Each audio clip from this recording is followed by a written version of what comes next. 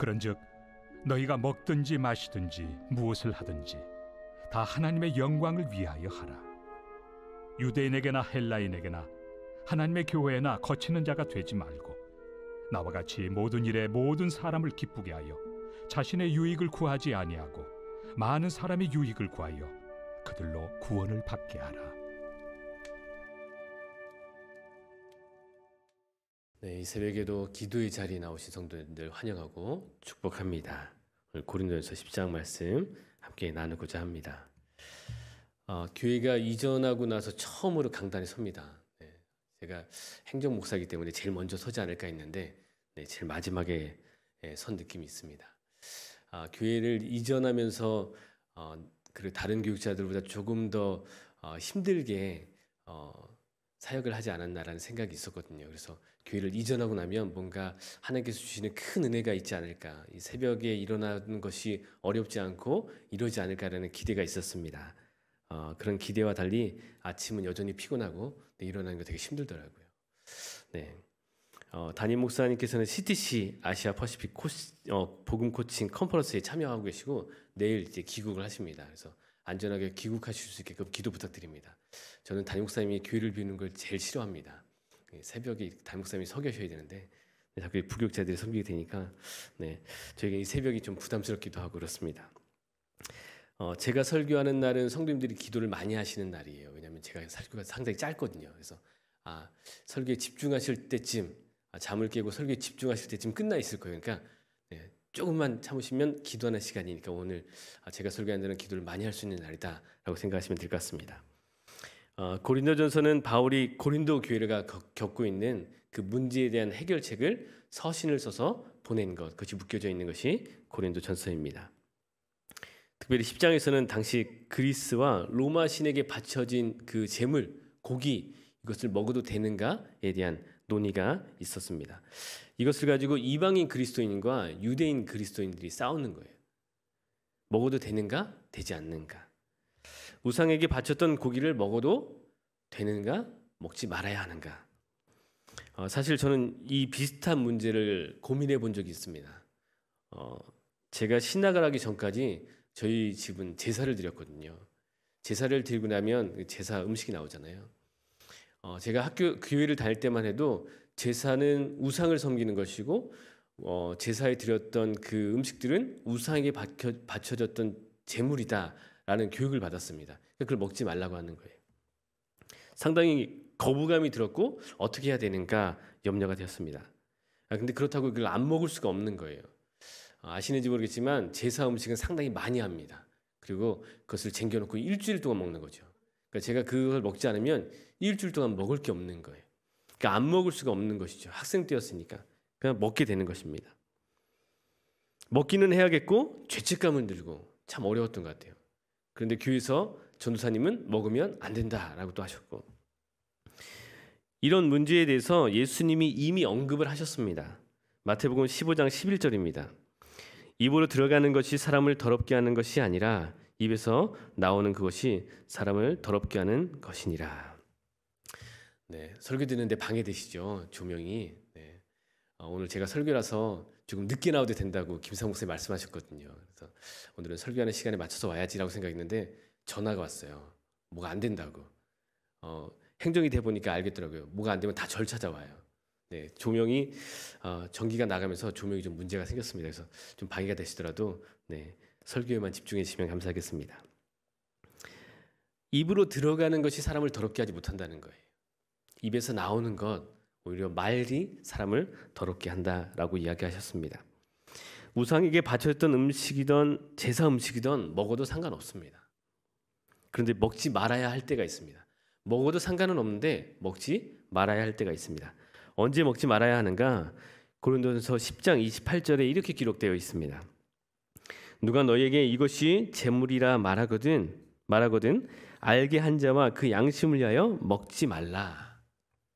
다른 사람이 그것으로 인하여 마음이 어려워진다면 먹지 말라는 거예요. 예전에 제가 청년 때에 교회 집사님들 사랑방 모임을 찾아간 적이 있습니다. 이렇게 어떻게 하다 보니까 그 모임하는 데 간 거예요. 근데 그 모임을 어떤 모임으로 가졌냐면 고깃집에서 술을 들으시고 계시더라고요. 세 가족이 왔는데 그 사랑방, 그러니까 우리 교회로 따지면 사랑방이죠. 그 사랑방에 세 가족이 왔는데 이 세 가족과 함께 술 파티를 벌이고 있는 거예요. 그 세 가족은 시험에 들어서 교회에 나오지 않았습니다. 물론 집사님들끼리 몰래 이렇게 드실 수 있어요. 근데 그것이 다른 사람에게 시험거리가 되거나 그것이 예수님을 믿는데 걸림돌이 된다면 과감히 하지 말아야 되는 것이죠. 그것을 이야기하고 있는 것입니다.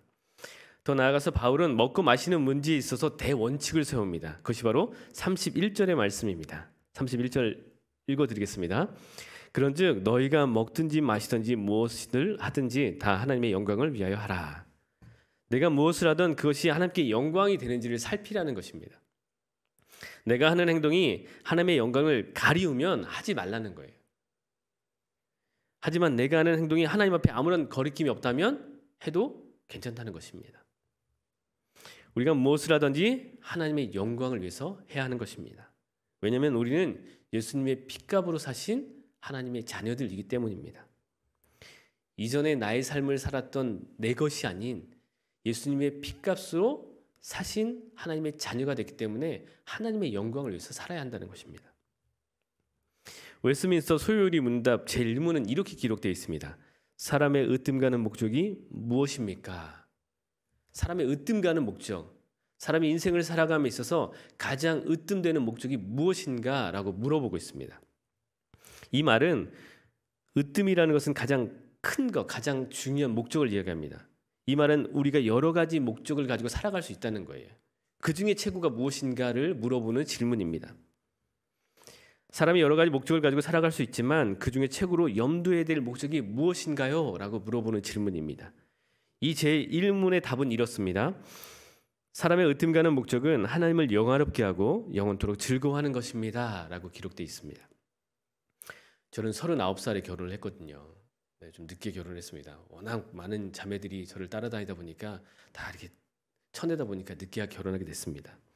네, 안 믿는 눈빛들이신데 네, 맞아요. 네, 저를 좋아하는 자매들이 없어서 네, 결국에는 소개팅을 통해서 이렇게 아내와 결혼하게 됐죠.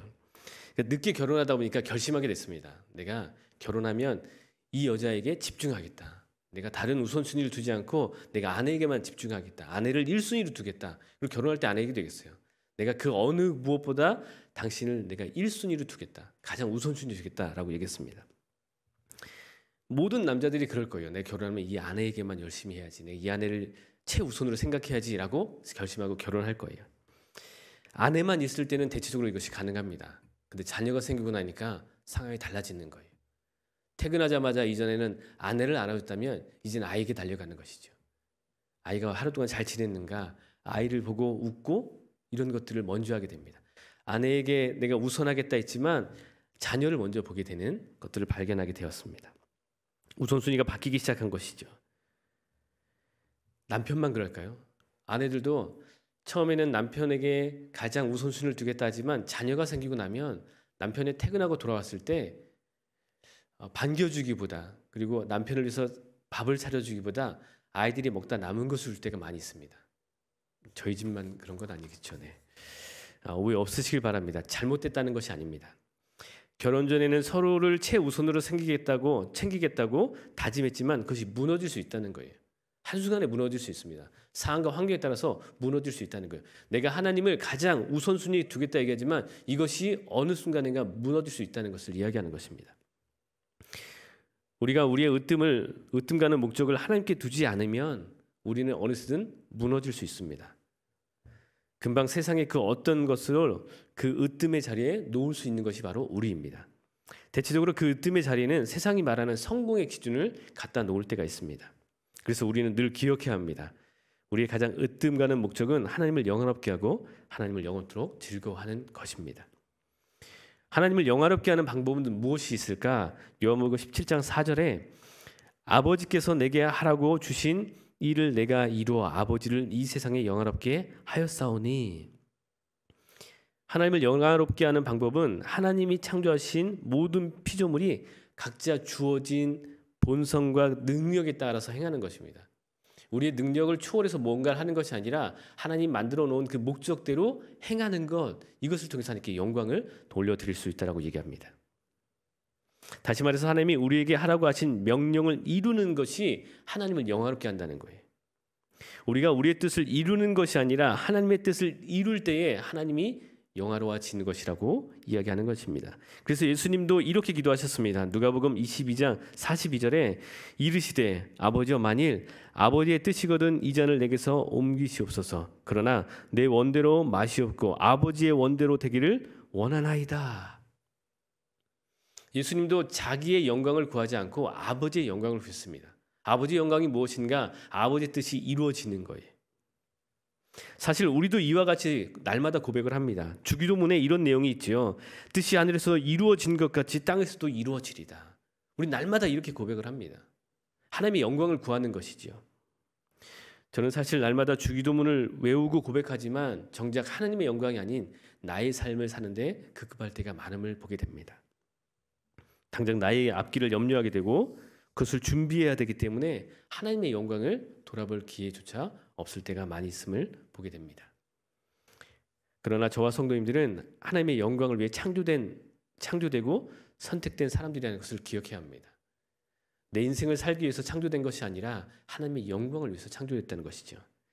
그렇게 우리는 오늘도 다시금 무엇을 하든지 하나님의 영광을 위해서 살겠노라고 다짐해야 하는 것입니다. 무언가 대단한 것을 하라고 말씀하는 것이 아닙니다. 하나님이 만들어 놓으신 목적대로 살아가는 것이죠. 오늘 하루를 하나님 앞에 살아가는 것입니다. 오늘 하루를 묵묵히 견디며 버티며 기도하는 마음으로 살아가는 것을 원하는 것이죠. 우리가 그렇게 살아갈 때에 하나님께서는 우리 곁에 계시며 그 모습을 받으시는 것입니다. 우리가 늘 함께 하신 하나님께서 우리가 살아가는 그 삶의 현장의 한가운데서 우리의 삶을 받으시며 그것을 영광으로 취하신다는 거예요. 이 말씀을 묵상할 때 하나님께서 우리를 향해서 이렇게 말씀하시는 것 같았어요. 힘들고 어려워도 믿음 안에서 살아가는 네가 바로 나의 영광이다.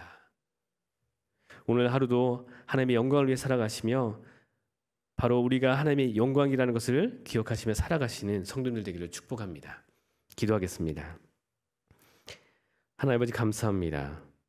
우리가 행할 수 있는 것이 오직 죄일 뿐일 때에 우리에게 찾아오셔서 우리를 구원하시고 이제는 우리가 하나님의 영광 위에 살아갈 수 있는 존재가 되게 하시니 감사를 드립니다. 오늘 하루를 하나님께서 영광으로 받으시는 하루가 되기를 소망합니다. 오늘 하루 나를 하나님께 영광으로 올려드리며 하나님 앞에 거룩한 산재물로 살아가게 인도하여 주시옵소서. 힘들고 어려운 세상 속에서 하나님을 기억하게 하시고 날마다 나와 동행하시는 하나님으로 인하여 오늘 하루도 영광스러운 하루가 되게 하여 주시옵소서. 우리가 있는 그곳에 하나님의 임재가 있음을 기억하게 하여 주시옵소서. 그렇게 함께 하실 주님께 감사를 드리며 예수님의 거룩하신 이름으로 기도합니다. 아멘.